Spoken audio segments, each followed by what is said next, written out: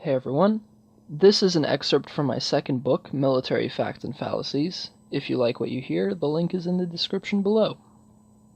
Fact: war is unpredictable. War seems to come out of nowhere, like rust that suddenly pops up on iron after a storm. Victor Davis Hanson.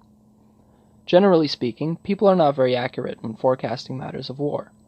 This is almost self-evident, as people are not very accurate when forecasting anything. History is riddled with individuals predicting things that never come to pass. Ask yourself how many predictions you have made that come to fruition. What is the ratio? If you like your odds, one might suggest poker, lottery, or the stock market. There are numerous possible explanations for this phenomenon, but the most intriguing comes from the field of psychology. The idea revolves around a kind of cognitive bias, referred to as unrealistic optimism. Personally, realistic pessimism seems more efficient. Or more simply, optimism bias. The Oxford Dictionary of Psychology defines it as a subjective bias which involves judging more desirable situations as more likely. If you wish to learn more about unrealistic optimism, refer to What is Unrealistic Optimism by Jefferson et al., as well as a primer on unrealistic optimism by Shepard et al. Unrealistic optimism can be applied to military affairs, when policymakers skew the odds by imposing their own subjective biases, even though lives are at stake when they are making decisions. Warfare is especially unpredictable because it is so complex. On an operational level, one can never be certain that all or even most of the potential variables have been accounted for. One cannot predict the weather, at least not very precisely, refer to your local broadcast, or know what the enemy is doing in real time, even what their side is doing in real time. This also scales down to an individual level. It is impossible for one person to predict the trajectory of every shot fired by the person next to them, let alone the person they are aiming at. Another way to identify this complexity is in the sheer number of times battles shift because of a particular variable.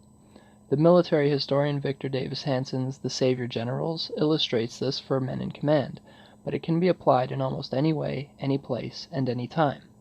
Some examples are always useful when demonstrating a point. In the time leading up to the Trinity test, the first detonation of a nuclear bomb, the scientists involved in the Manhattan Project could not predict what would happen. At least they couldn't agree on their predictions. Edward Teller infamously worried it could potentially extinguish life on Earth. The above example shows that not all delusions are optimistic. They can also be pessimistic. In truth, any number of motives or biases could be prescribed for a particular subjective clouding of judgment. When the Korean War broke out, Americans, UN forces, and South Koreans were caught completely off guard by the North Korean invasion, so much so that they were pushed back to one small port town. North Korea was on the verge of winning the war within a month of starting it, while US politicians were debating leaving the region. These points are expanded upon in much more detail in my first book, Tale of Two Worlds: The Past, Present, and Future of the Korean Peninsula.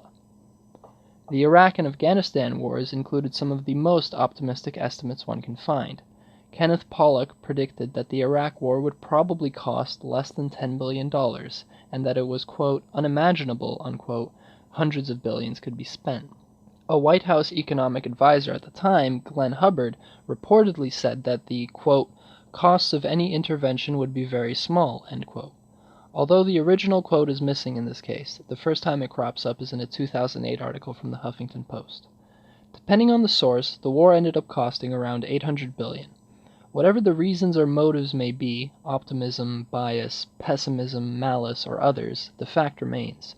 Humans are not good at predictions in general, and are especially wrong when it comes to warfare and military strategy.